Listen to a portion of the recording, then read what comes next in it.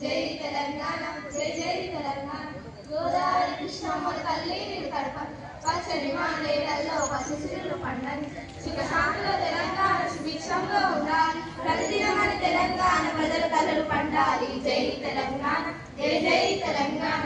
జై తెలంగాణ జై జై తెలంగాణ భారతదేశం నా మాతృభూమి భారతీయులందరూ నా సహోదరులు నేను నా దేశాన్ని ప్రేమిస్తున్నాను సంపదమైన బలవిధమైన నా దేశ వారసత్వ సంపద నాకు గర్వకారణం